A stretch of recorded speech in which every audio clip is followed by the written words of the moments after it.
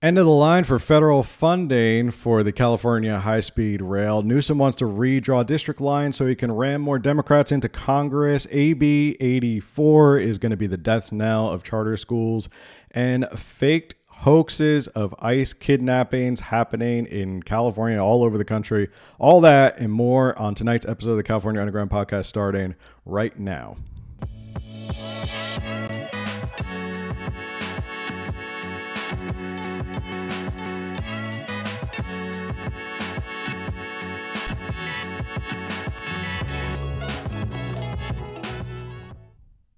What's going on, everybody? Thanks for tuning in to another episode of the California Underground Podcast, the most trusted podcast for all things California politics. I am your host, Phil.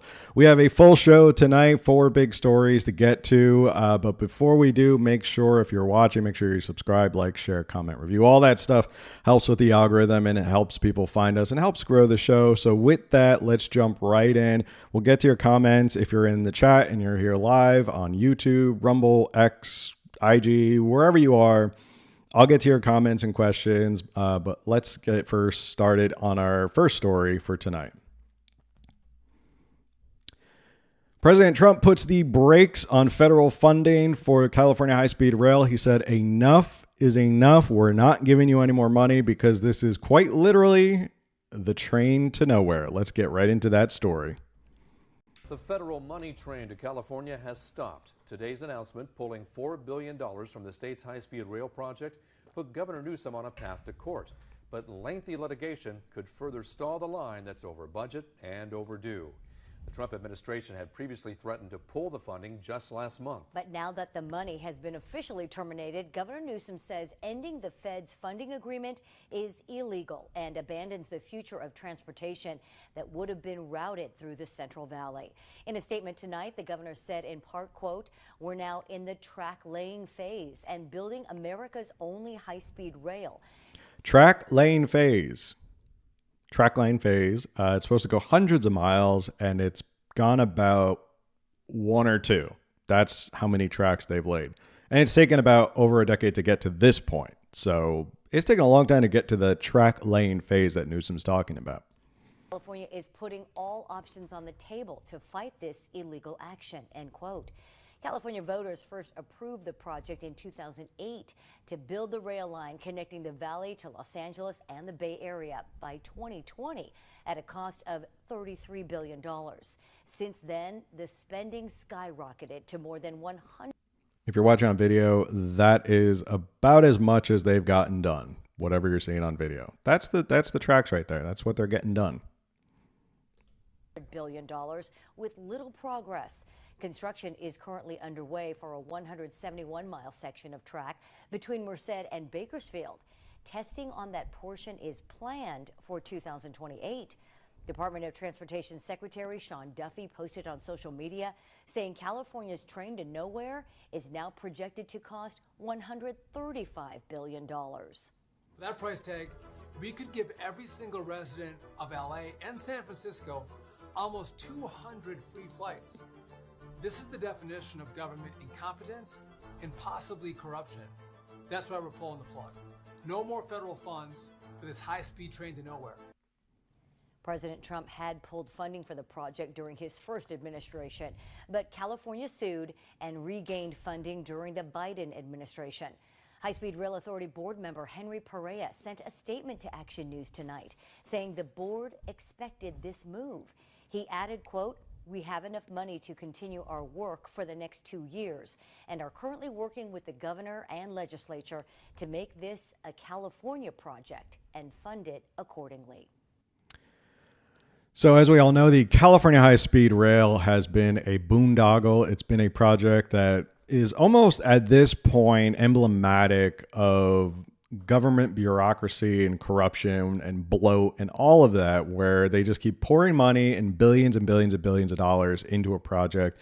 It continues to get delayed. It continues to meet or miss its deadlines. This is all coming from a report that the Transportation Department had done, where they did not agree that the fact that they were going to hit their 2033 2033. That's 2033 completion target for its initial segment. So not even the actual full train, the initial segment, they're not going to hit by 2033, which is coming up in 8 years or so. So they got 8 years.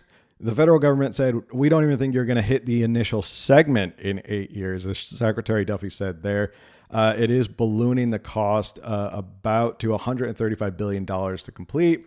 And they said this is absolutely out of control right now. It's supposed to be around $30 billion. Someone in the chat made a really good point, and I say this a lot often. California already has high-speed rail. It's called airlines. That America has high-speed rails. They're called airlines. You have Southwest Airlines. That's the fastest way to get around California without having to build all of these train tracks. But I did want to talk about this article. This was written by our good friend of the show, Lance Christensen, from the California Policy Center. I really strongly recommend you go check that site out. They're a great site. They do some great journalism. He did an op-ed on this. It also appeared in the Epoch Times.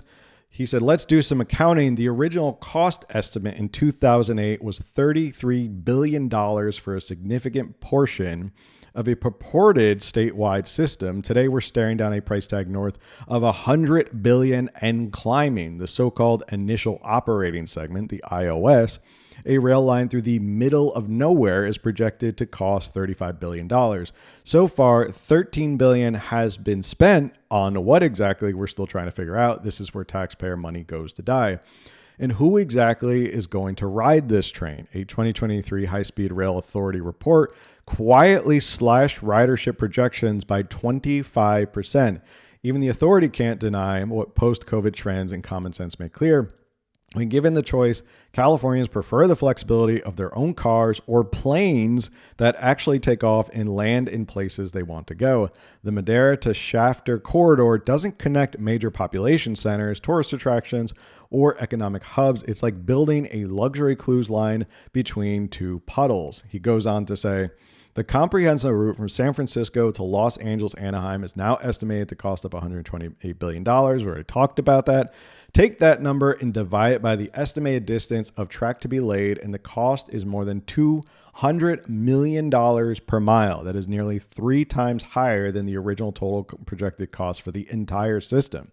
And don't forget the financing trickery. The High-Speed Rail Authority is propped up by California's cap and trade program, which funnels roughly $1 billion per year to the project. That's money siphoned away from everything touched by carbon pricing, energy bills, gas prices, and even food costs. In essence, Californians are paying more of their daily lives to bankroll a train that they will never ride.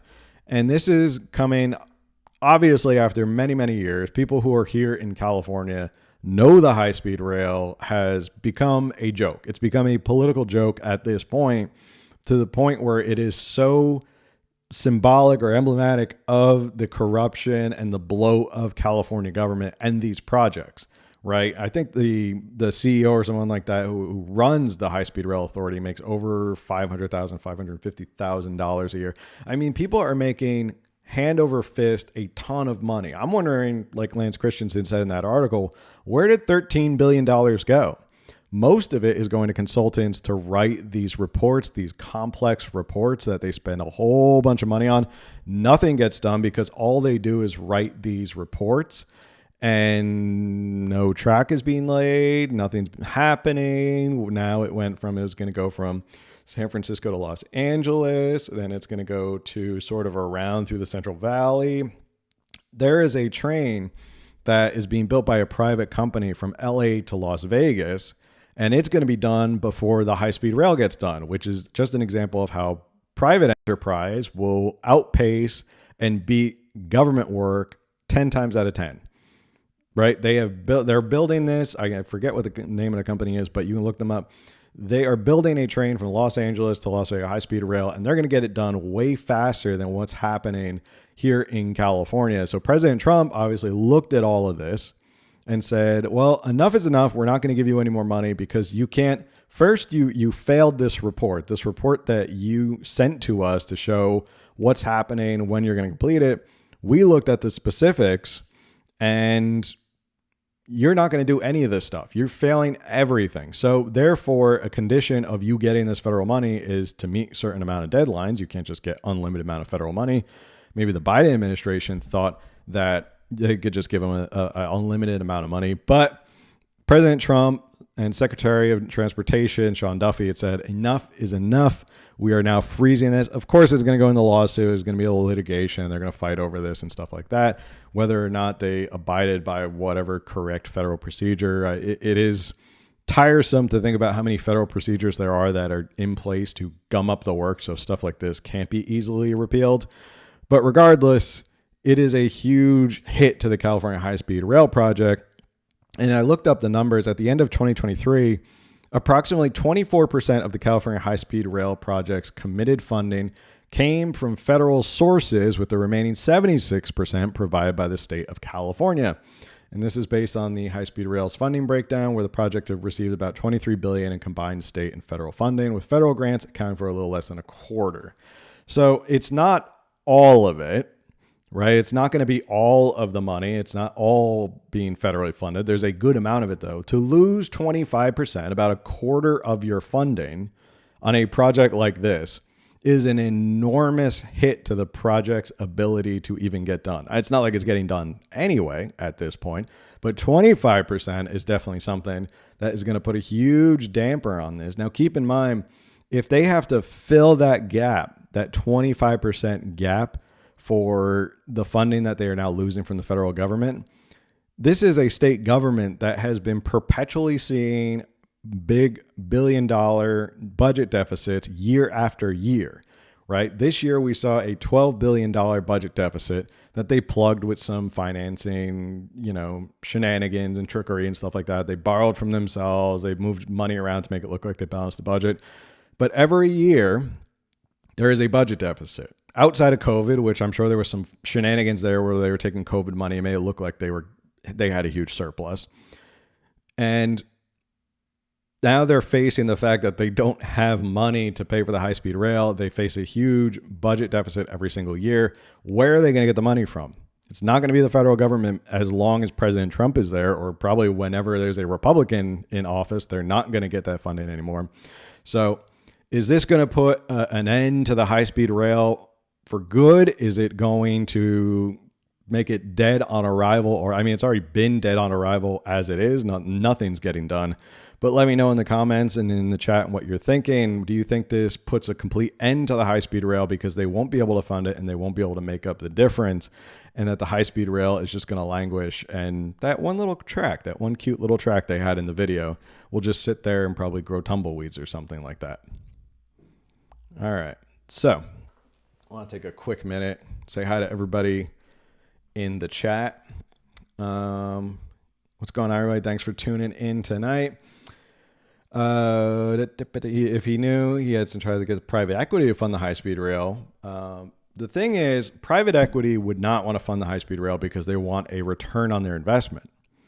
And that would mean you'd actually have to get work done. And the high-speed rail is basically give us all the government money you can, and we'll just hire all these consultants. We'll get all these reports out. A lot of people will make a lot of money.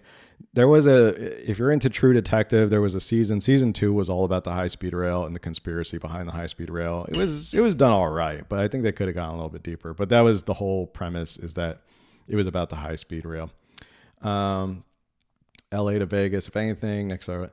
Yeah, that's what I said. There was I can't remember what it is. Someone can probably look it up in the chat and let me know. So that's what I heard. And I think they're already going to be close to done. They're plowing away with that. All right. Thank you to everyone in the chat for joining us tonight, wherever you are, YouTube, IG, all this stuff. Make politicians accountable again. Yeah, I agree with that. All right. Next story for tonight. Gavin Newsom, the bastion or self-proclaimed champion of democracy, now wants to redraw the district lines and cheat the voters and ram more Democrats into Congress. Let's get into that story.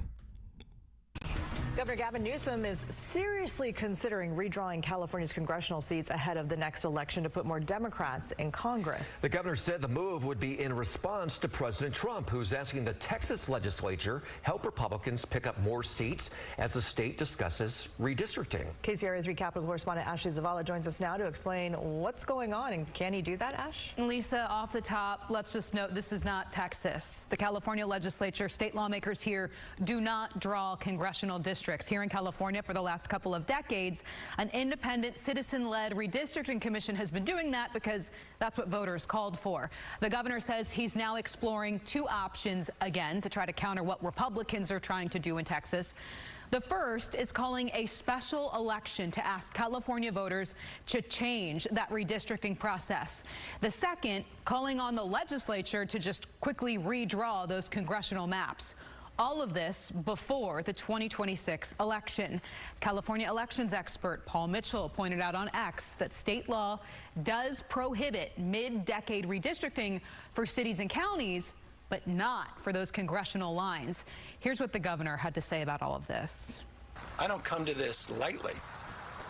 This is not a point of, it's just a point of rationalization. And I hope a realization for everyone else. Everything has changed, and it's changing in real time. And I'm not going to be the guy that said I could have, would have, should have. I'm not going to be passive at this moment. I'm not going to look at my kids in the eyes and say I was a little timid or I didn't like the word that this guy used. I'm just not going to be that guy. I'm sorry. What more evidence do you need? I mean, everything that damn's happened the last 6 months in this part of the state. So that's my approach, and to the extent that others share it, by definition, it requires the consent of our represented body, the legislature, and they'll make that determination. And if they choose the path of a ballot initiative, the people of this state will decide for themselves. The governor did not give a set specific timeline on how soon he'll decide what to do here, but it does sound like a decision needs to be made pretty quickly. We should point out California's typical legislative session ends in mid-September, and they are about to break for a month-long recess. So what are state lawmakers saying about this, Ashley? So I did just reach out to legislative leader, State Senate Pro Tem Mike McGuire and Assembly Speaker Robert Rivas for comment right after we got a sense of what the governor is looking for here. We have not yet heard back from them, but so far the reaction we've seen now from both sides of the aisle has been negative. Gavin Newsom, always the tough talk to, as we all know, bolster his 2028 credentials. And this is coming in response to President Trump saying something off the cuff about how Congress, they need more Republicans. They need more Republicans in the House. So Texas, being a very red state, they could figure out and get squeeze a couple more congressional Republicans out. So Newsom, who is more concerned about running against President Trump in some fantasy world where he's running against President Trump, as opposed to actually running the state of California. I like to call him the deadbeat governor because he's never around and never cares about any of our problems. Basically, what that clip said, and we're going to talk about it, it's going to get a little wonky. I'm going to do my best to make this as interesting as possible, is what he's proposing to do is legally impossible. But it is interesting that he would go there and say, well, I want to see if I can call a special session and get the legislators to come back and then start doing this and then start redrawing the districts. It takes a lot to redraw districts. This is something that's done every 10 years with the census. You get a better idea of like who the citizens are in these districts, and that's why you draw these districts. And there's been a lot of rules around how the district happens. Now, here in California, the policy is it's not the legislature who actually even draws those districts. That is not something that the legislature does. He's trying to get it so the legislature can do this, which would take the power away from what people voted on. So it was back in 2008. Let me see. I want to point this out real quick. So we have 120 state legislatures, 52 United States representatives. That is basically the makeup right now. The federal requirements, according to Article 1, Section 4 of the U.S. Constitution, the states and legislatures have primary authority in determining the time, places, and manner of congressional elections. Going down a little bit. In California, a commission draws both congressional and state legislative district lines established in 2008 by ballot initiative. Again, Gavin Newsom, Mr. Democracy, Mr. Campaign for Democracy, as his PAC is called, loves to always trample on democracy when it doesn't fit his narrative or his goals. Kind of like with Prop 36, where he didn't like Prop 36 and it passed overwhelmingly. He tried to do everything he could to kill it. This was established by ballot initiative by the voters back in 2008. That is going to be a commission of people who redraw the districts, not the legislature. It comprises of 14 members, 5 Democrats, 5 Republicans, and 4 belonging to neither party. A panel of state auditors selects the pool of nominees from which the commissioners are appointed. This pool comprises of 20 Democrats, 20 Republicans, and 20 belonging to neither party. The California Constitution requires that districts be contiguous. Further, the state constitution mandates that to the extent possible, districts must preserve geographic integrity of cities, counties, neighborhoods, and communities of interest. Districts must also encourage compactness. State Senate Assembly districts should be nested within each other where possible. So what Gavin Newsom is proposing, and some people in the chat have already talked about this, is gerrymandering. We're going to get to gerrymandering in a little bit. He's basically saying, I want to get the state legislature to come back, redraw these lines in the middle of the decade. You know, we still have 5 years to go until the next census is done, which is usually when these districts are done. We did this 5 years ago already. It's an enormous amount of work. While some people say it's better than what we've seen in terms of the legislature and all that, it wasn't perfect. So this was recently the Redistricting Commission. This is from the Sacramento Bee. It says, for all the talk of how California's redistricting process put the Voting Rights Act first, that didn't really happen. It was clear that too many commissioners didn't understand some communities they were redrawing, and those communities paid the price of lost representation. There were embarrassing pratfalls by some commissioners, too many critical decisions left to the last minute, and commissioners who sat on the sidelines or didn't show up at all. Just commissioners who were supposed to be a part of it, they just didn't show up. To start, the 2021 redistricting commissioners didn't understand all of California, with the majority of commissioners from the Bay Area and Los Angeles, which if you're from outside of California, I can tell you firsthand as someone who grew up on the East Coast, everyone outside of California thinks that's all California is San Francisco and Los Angeles anyway. So maybe that's why they thought it made sense to get everybody from the Bay Area and Los Angeles. There were clearly blind spots when they turned their attention to areas such as southern part of San Joaquin Valley. The newly drawn 20th Congressional District spans from Bakersfield to Clovis, with an arm reaching out to grab pieces of Tulare, Hanford, and Lemoore. It was redrawn numerous times, and a lack of community understanding by the commissioners was painfully evident when they ignored compelling testimony from Bakersfield and Fresno highlighting the differences between the two regions. So that's one of the big problems, is that you get these independent commissioners, great. They're not legislators. They're not politicians. They're not redrawing it. It's not within the state government. It's outside of the state government. Sounds great in theory, but the play out is not great either, because a lot of these commissioners aren't really giving their 100%. Maybe they're not even giving 50%. Sounds like some of those people aren't even showing up and they don't really care at all.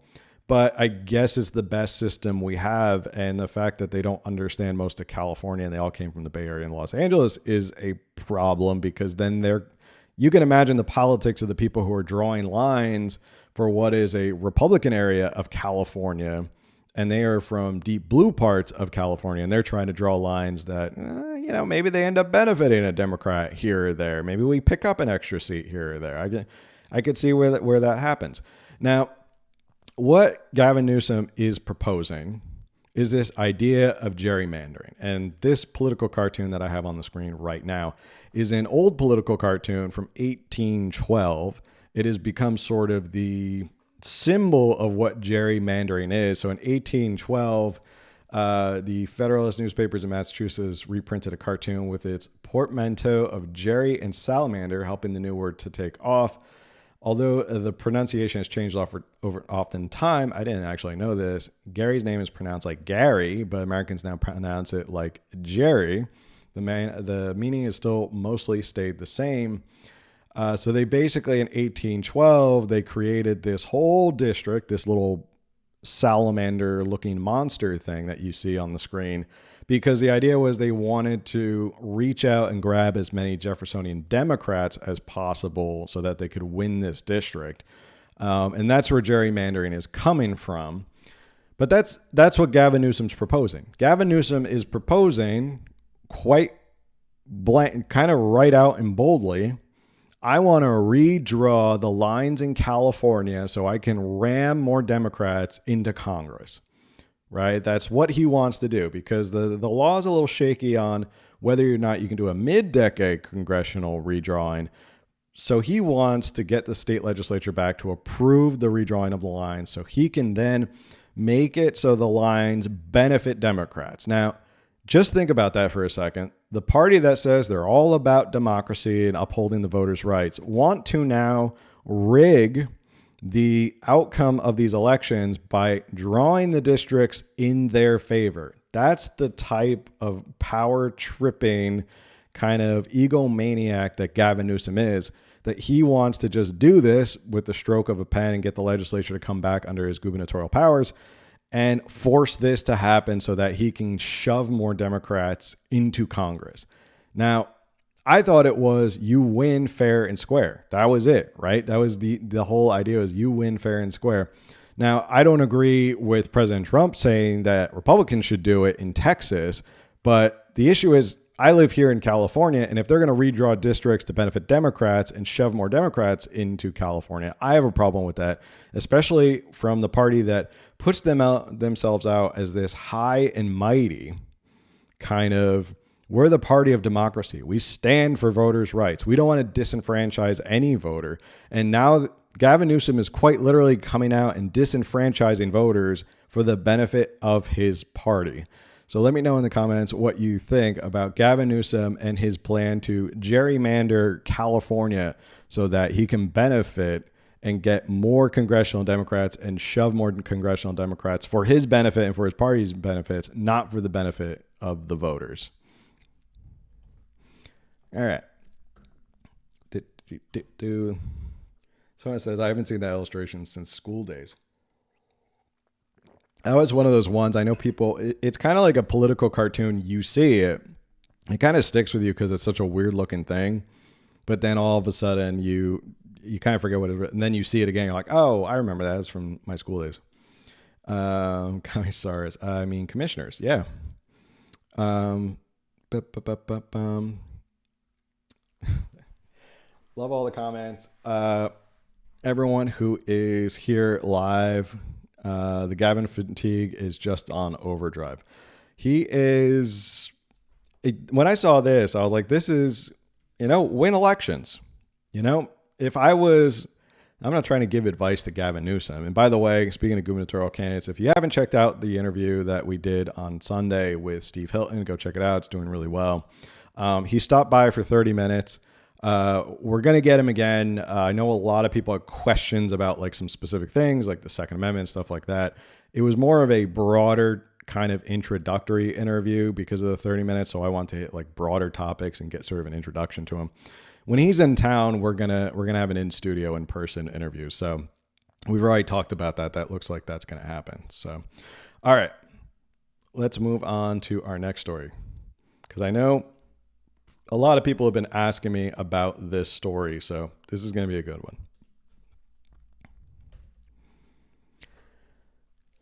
California loves its political or public schools, and they love their public schools so much, they're willing to write in legislation to effectively kill charter schools. And this new law that they're trying to pass is effectively the charter school killer to force people back into public schools. Let's get into the story.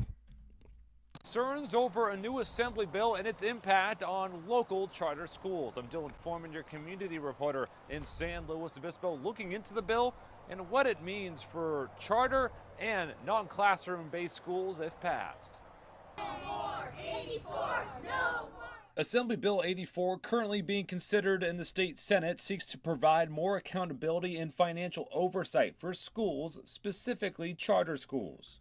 The heart of the of the legislation, I'm sure, is to just protect public dollars. Amelia Sheehan and her 2 kids are part of the non-classroom-based charter school Heartland Charter School, which oversees 6,500 kids across Central California while partnering with over 270 educational vendors that help kids learn outside the classroom. Sheehan says those resources are at risk as a result of the bill. Don't take away student choice. Don't take away the flexibility of non-classroom-based charter. We need that flexibility for our students to really thrive and to become the best version of themselves as they grow up. The bill partly stems from concerns over the behavior of a select few charter schools that engaged in misappropriation of funds or scams, most notably one in San Diego County that saw the theft of $400 million of taxpayer money from 2016 to 2019. We all want to crack down on the fraud and abuse of tax dollars, but we also don't want the unintended consequences of hurting good charter schools. Co-author I'm going to call BS on that. I think we'll get into that, but I think this new bill is specifically focused on killing charter schools here in California. Assemblyman Al Muratsuchi made sure to recognize that most charter schools are beneficial, with California having the most charter schools out of any other state. There are good charter schools that provide choice for students and parents in many communities throughout our state. Courtney McCorkle is the There are good charter schools that we want to destroy and put out of business. I'm sorry, did I say that on the record? executive director of Heartland Charter School, and explained they already have a rigorous accountability system through their authorizing school district, and that much of what they do already involves a great amount of oversight. There's a lot of accountability written into this bill. Some of it's already being required and already done through Heartland, but some of it is new and cumbersome. Currently, there is a moratorium on the establishment of new non-classroom-based charter schools through January 1st of 2026, which began in 2020. For Heartland, between oversight fees, more audits, and potential changes in authorizing districts, it could be costly. Yes, overhead costs are what would be increasing, and that, unfortunately, would affect how we serve our students. On Wednesday, the bill will go before the Senate Committee on Education for the second time. After that, it will head to the Senate Appropriations Committee and then must pass through the legislature before September 12th. All right. So I want to talk about real quick this AB 84, right? So there's a lot to unpack here, but in regards to the charter school itself, and this whole kind of notion that it is going after charter schools. And after you look at this bill and you kind of break down what they're putting on charter schools, there is a lot here that you look and say, yeah, this is pretty much geared towards killing charter schools and forcing everybody back into public schools.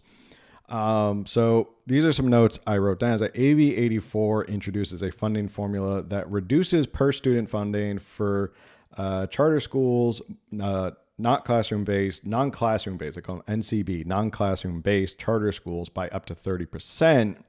So 30% is a huge reduction in getting those funds based on the percentage of in-person attendance. So they're trying to force it that it now has to be based on in-person attendance, although there are charter schools that are specifically geared towards non-classroom-based charter schools so that they help people and children who can't go to classrooms, and they need the special access. They need the ability to go to these charter schools and learn in a probably virtual environment or something like that. Schools with less than 20% in-person instruction face the steepest cuts.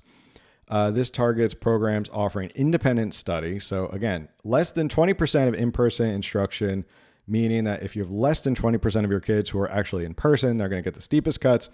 This targets programs offering independent study, virtual learning, or homeschooling, which rely on flexible, non-traditional models. The bill also ends the practice of allocating enrichment funds to homeschooling families for activities like tutoring, arts, or extracurricular programs, requiring all educational activities to be provided by credentialed employees or vetted vendors approved by the school's governing board. So I don't know how you look at that and go, this is not specifically geared towards killing charter schools off and getting rid of them. because it is geared towards these non-traditional methods. They're trying to kind of shoehorn charter schools and their eligibility for funding into this public school paradigm. And the great thing about charter schools is that they are trying out new methods. They are experimenting. They are working with children who learn different. And they're trying to force them into this public school model, which most of them probably can't comply. So slowly but surely, they're all going to just end up going out of business. They're going to be forced back into public school. But here's the thing about charter schools. And that's why I put the headline, if you can't beat them, destroy them. And that's my theory as to why here in California, legislators who love public school teachers, they love funneling money into public school. They want you sitting in their public schools and all that stuff. The California Teachers Association, huge lobbying group in Sacramento. They want you in public school. But why are they so obsessed with charter schools? Is because charter schools routinely do beat out traditional public schools. And this has been proven in different studies. So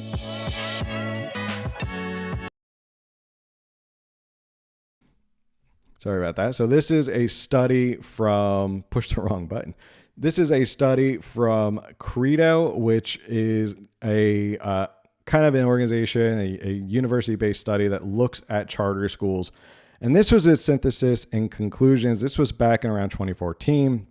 Based on the findings presented here, the typical student in a Los Angeles charter school, so they did a study just on Los Angeles, gains more learning in a year than her traditional TPS, traditional public school counterpart, equal to the additional days in reading and 79 additional days in math. These positive patterns emerge in students' first year of charter attendance and persist over time. Black and Hispanic students in poverty especially benefit from attendance at charter schools. A substantial share of Los Angeles charter schools appear to outpace traditional public schools in how well they support academic learning gains in their students in both reading and math. Over 48% of Los Angeles charters outpace the learning impacts of traditional public school in reading and 44% to do so in math. Across Los Angeles, about 13% of charter schools have results that are significantly worse than TPS for reading and 22%.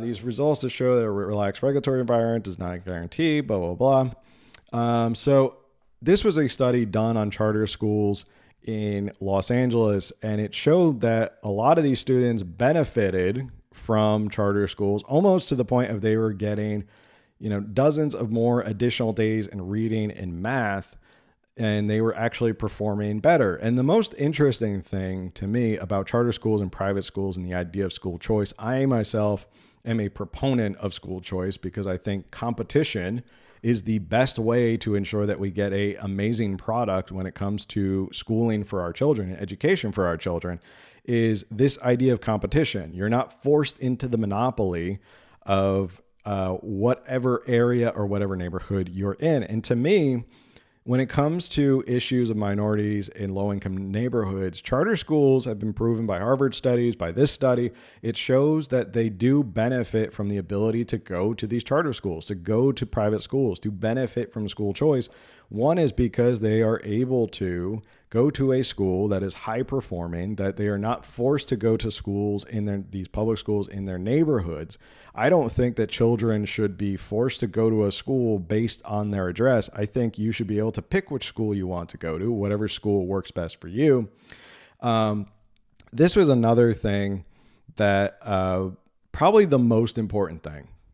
So outside of the test scores, outside of how much better all of these students are performing when it comes to their going to charter schools and they are getting into these private schools and trying out these new methods, is the enrollment. Now, if you remember, let's get back in the Wayback Machine about 5 years ago when there was COVID. A lot of people were kind of frustrated with the fact that California public schools, no matter what they did or how many times they begged, wouldn't reopen. Their kids couldn't go back to school, and they're getting tired of their kids going to like virtual classes. So private school and charter schools started to see their enrollment spike. And this is as of the 2023-2024. This, I think, is really where the rubber meets the road. And this is really at the heart of why I think legislators in Sacramento want to destroy charter schools and want to protect public schools. As of 2023 and 2024, charter schools enrolled 728,000 students, 12.5% of California's public school population across 1,280 campuses, up from 685,000 in 2022 to 2023, despite declining overall public school enrollment, 5.85 million students. This growth reflects parental demand for alternatives, particularly in urban areas like Los Angeles, like 15% charter enrollment, and in Oakland for 30%. I mean, that's why I say if they can't beat them, they want to destroy them. Because charter schools are just outpacing California public schools. And correctly, someone in the chat might be able to tell me, I think it's like 47th, we're 45th, 47th in education, math, and reading. Public schools are absolutely failing students here in California. So when you have charter schools and private schools competing and doing a way better job, and not only that, people are going and flocking to these charter schools because they like the idea of sending their kids to a better school, getting a better outcome, getting a better return on investment for the funding. Public school is seeing an enormous decline in enrollment, but more people are going to charter schools. And obviously those schools, public schools, they don't like this.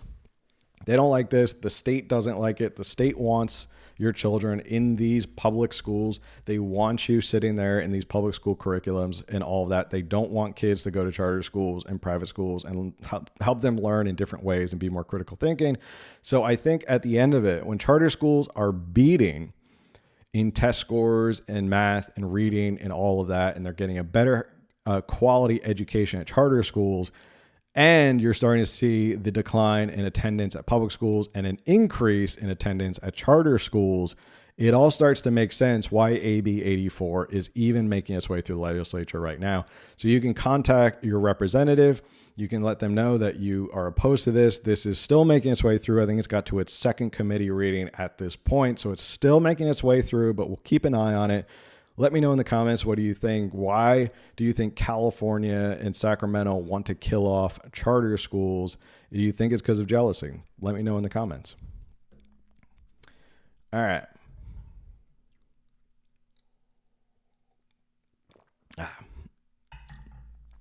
Trying out a new soda water tonight. So been on a big soda water kick.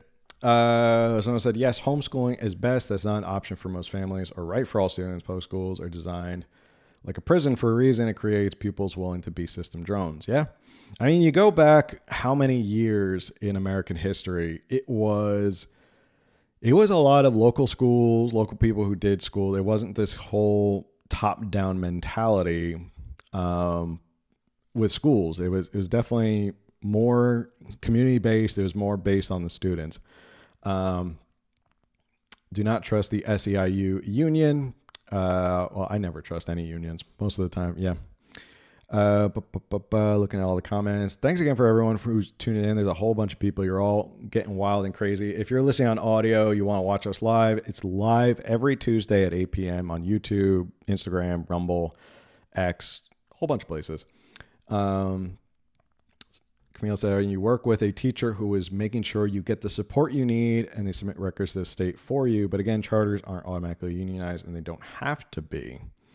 So that's the big thing too. I was looking into this about the whole idea of being part of the union. We talked about the CTA, the California Teachers Association, one of the most powerful unions in California. I would put it up there with the SEIU. It is unbelievably powerful. The amount of money they drop into Democratic politicians' pockets is astounding. If you go and followthemoney.org and you look up the California Teachers Association, we're talking about tens of millions of dollars every single year. So those union dues that a lot of these public school teachers are paying into, they go right into Democratic coffers. Like that's what it's kind of a, you scratch my back, I scratch your back. So that's what happens. These unions, then they put these people into office and then they kind of pass bills that help the union and it just goes back and forth. All right.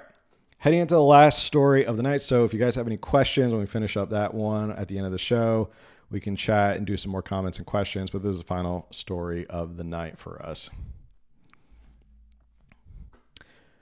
You know, it's pretty bad when they have to start faking horror stories about ICE kidnapping people to try and garner sympathy from people and the general populace. And people like Karen Bass are even falling for it. So let's get into it. Now at 4, a South LA woman accused of staging a fake immigration kidnapping is now facing federal criminal charges. Good afternoon. This is the KTLA 5 News at 4. I'm John Finolio. She allegedly claimed she was being held in a facility near the border, but the Department of Homeland Security says they found her at a mall in Bakersfield. KTLA's Sarah Welch joins us from South LA with the story. Sarah.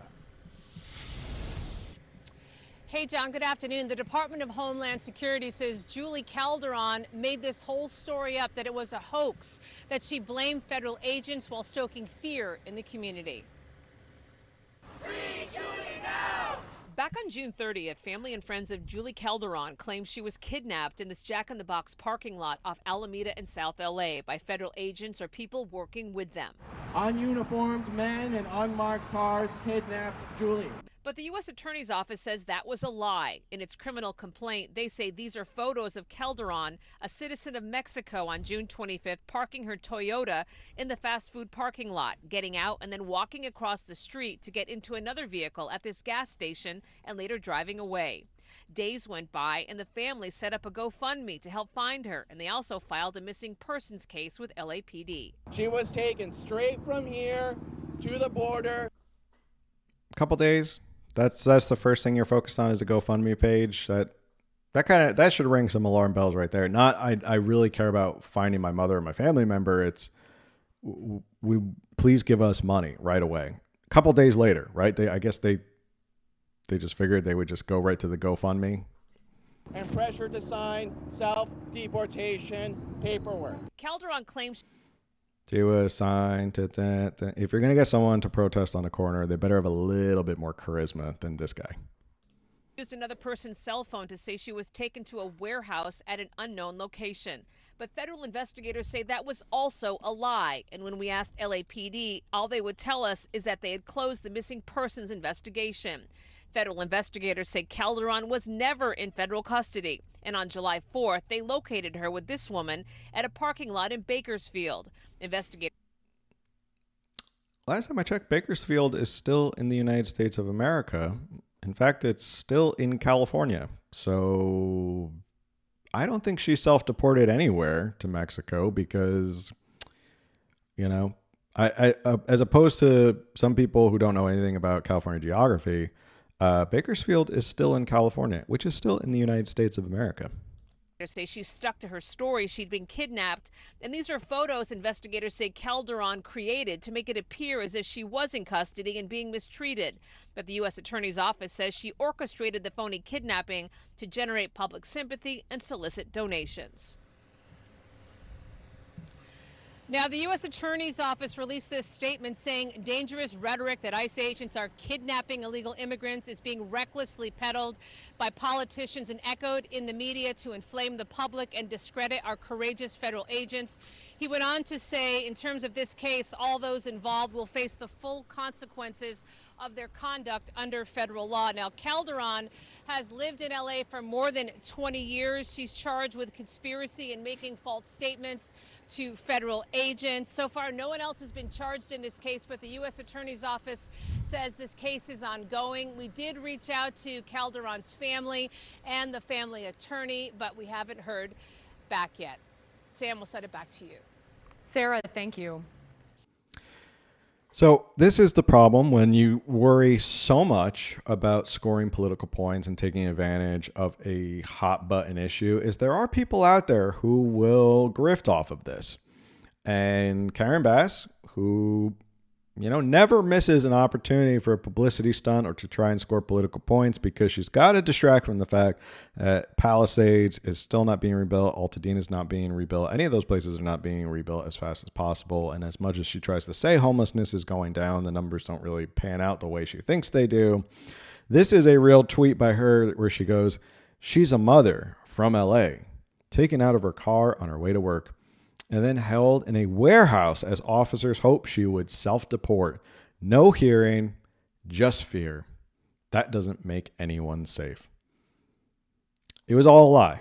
It was all a big fat lie. It was all a ploy. It was all She did it. She got into a car. She left that car there to make it look like she got kidnapped or picked up, or somehow that's the story that got out. Wow, I wonder how that story got out. She probably already planned that with some people to make it look like that was going to be the story, and they were going to spread that out in these protests or whatever. And now she put out those fake pictures of her, making it look like she was held at some warehouse. And then conveniently 2 days later, they set up a GoFundMe. So it seems like it was pretty well orchestrated and they knew what they were doing. They were going to take advantage of all of this. But word to the wise, federal law enforcement is pretty smart and they have ways of kind of figuring this stuff out. They may have thought they were being really ingenious in doing this, but now they were caught in Bakersfield and now she's facing these conspiracies and, lying to federal agents and all this stuff. So she tried to think she was going to get rich quick off of this GoFundMe and trying to garner sympathy for this whole ICE and immigrant raids and all that stuff. Didn't work, backfired completely, but this isn't the only story. Like I said, this is a hot button issue. So there's going to be people who are going to take advantage of this because people are so emotionally charged when they hear these stories that they automatically fly into a blind rage about it. They don't look into it. They don't really kind of do some digging and go, oh, wait a second. It's kind of like the story with the raid on the cannabis farm where they were so upset about what's going on at the cannabis farm. Then it kind of came out there was children, there were minors who were working on the cannabis farm, and that made them look really kind of dumb. So I've always said Democrats, they're about 24 hours behind how long they should wait to actually do something. They love to rush to a podium whenever stuff like this happens. And then 24 hours later, they have egg on their face because they're so concerned about scoring political points that they don't wait until all the facts come out. So this was another story from Bill Malugin, from Fox LA. It appears another hoax has been attempted. Members of an 82-year-old Chilean man in Pennsylvania went to the media claiming ICE arrested him while renewing a green card in Philly, that he died in ICE custody, that he secretly deported to Guatemala. The story went viral online. It appears to have all been made up by the family, which has since gone dark and stopped responding to the press. Here's what happened since the story first ran in the Morning Call in Allentown, Pennsylvania. Newspaper. I used to work at a radio station in Allentown, Pennsylvania, so I know exactly where this is. Records in Chile show a man with the same name and date of birth died in Chile in 2019. Guatemala says they have no record of him being deported to their country. DHS says there's no record of him appearing at any green card appointment in the Philly area, and they say ICE never arrested him. DHS says they never deported him, and their only record of him entering the U.S. is in 2015 from Chile via the visa waiver program, not an asylum grant from the 1980s, as the family claimed. His granddaughter claimed he was sick in a Guatemalan hospital with pneumonia after ICE deported him, and that he was traumatized after first claiming he was dead. So he was traumatized after he was dead. That's what they were claiming. Again, you got to get your stories a little bit straighter. You got to, if you're going to try and pull the wool over the eyes of federal law enforcement, you got to get your story straight. A doctor at a hospital she claimed he was at says there is no record of him even being there. So this is what we're going to start seeing is people taking advantage of this. They're going to try and say, my relative was taken. They were kidnapped in the night. You're starting to hear these ludicrous stories of people just getting nabbed in parking lots and people in grocery stores. Now they're going up and down grocery aisles. They're popping out of the freezer section. You're going to grab ice cream and an ICE agent pops out and grabs you and deports you. Like, these are the stories that are going viral online because people are so absolutely emotionally charged about this that they don't take the couple hours that it takes to actually sit and go, maybe we should let the facts come out about this story before we jump to any sort of conclusion. Including the mayor of Los Angeles herself, Karen Bass, couldn't wait 24 hours to actually see what the facts were. And now she came out and looks stupid because she supported a woman who is now being charged with a federal crime of lying to federal law enforcement and conspiracy, who was just trying to, what it looks like to me, raise money through a GoFundMe and through the sympathy of all these ICE and immigration raids that are happening. So at the end of the day, but I think the most important thing that Bill Asaley, who was the U.S. attorney up there in Los Angeles, brought up, these kind of stories that people are fabricating because they want to get some sort of personal gain or they want to go viral or something like that, it is putting ICE and law enforcement in a dangerous position because it is making them out to be more dangerous than what is really happening on the ground. And that's the real kind of tragedy here, is that all of these fake stories are really putting everyday law enforcement in the crosshairs, because now people are getting so fed, they're fed all of these viral stories about people getting kidnapped in parking lots, and this guy who they sent back to Guatemala and he's had pneumonia and he's traumatized and all that stuff. Then you see a story like we saw in New York City this past week, where an agent is getting shot in the face by someone in New York City because of the hatred and all of the fear that is being stoked. So that's the most dangerous thing, I think. Forget the fact that they're trying to grift and trying to do these GoFundMe so they can raise some money for themselves. That to me is the saddest thing, is that they are creating this kind of illusion of what is really happening out there in the real world. So, let me know in the comments what you think about this and whether or not these viral stories, are they going to increase? Are they going to get more out of control? Are they going to get more outrageous? Just let me know in the comments what you think. All right. Couple minutes left before we sign off for the night. Yes, the CEO of In-N-Out is moving to Tennessee. Someone said, I'm tired of my tax money being wasted. I'm right there with you, man. I am right there with you. So I can add that to the podcast. There we go. You're talking about Elian Gonzalez. Oh, Elian Gonzalez. Yeah, that's a throwback. If you remember Elian Gonzalez, that was the Clinton administration. That was the little boy in Florida that they just kind of ran in and grabbed in the house or something like that. Flashbacks to the Florida boy and the kind of, Elian Gonzalez. Let's see. Ocean's 4. Yeah. That could be the new Ocean's 11, trying to defraud people by setting up a GoFundMe.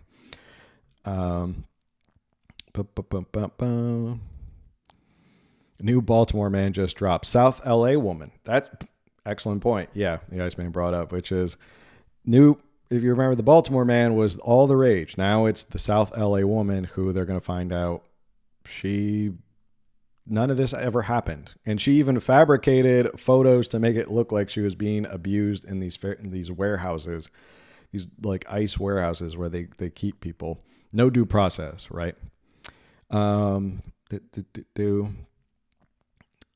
Just checking out if you guys have any more comments or questions. We got a couple more minutes before we sign off. Thanks to everyone who joined us live. Like I said, we do this every Tuesday at 8 p.m. Go check out the Steve Hilton interview. Some people were talking about Chad Bianco.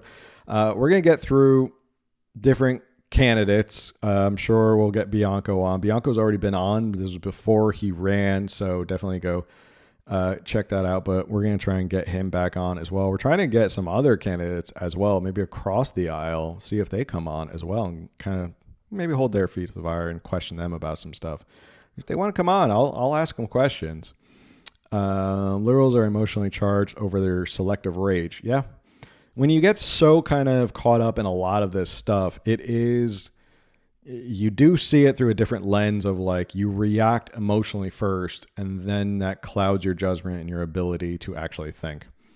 And I can see why people fall for it, because there is so much kind of fear and trepidation happening that these people thought that they could scam the system by playing on that emotion and that fear. All right, let's see if there's any more comments. Thanks to everyone who tuned in tonight. We got a lot of people who were very chatty in the chat. All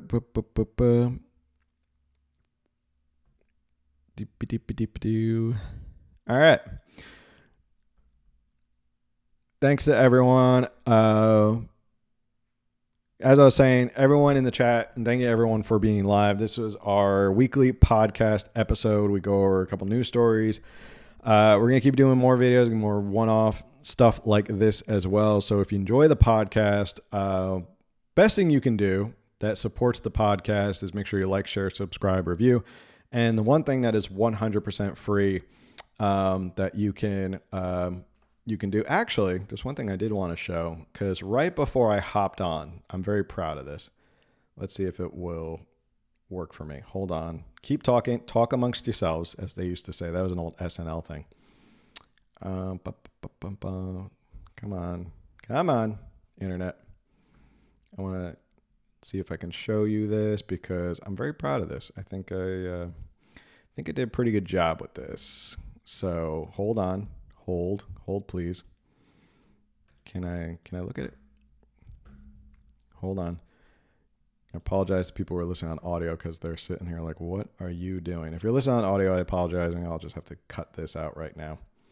Let's see. Pull this up. All right. Very excited about this, because I was designing it. It's a shirt that I wanted to show everybody. This is a new product, hot off the line as of tonight. So this is the new shirt. It's the political affiliation, Democrat, Republican, tear it all down and start it over. I'm going to order one myself as soon as possible.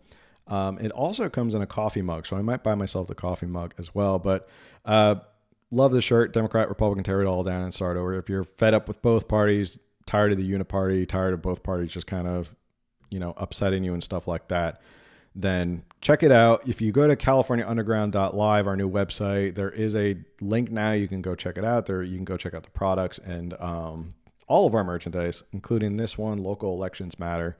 That is one of my favorite shirts as well. So anyway, as I was saying, we got a ton of merch on the website, so go check it out. That's another way to support the show. But if you don't want to go buy merch, I understand it. The best way you can support the show that is 100% free is you can share it with someone who you think will benefit from this, like it, enjoy it, and want to learn from it. So with that, we will see you on the next one.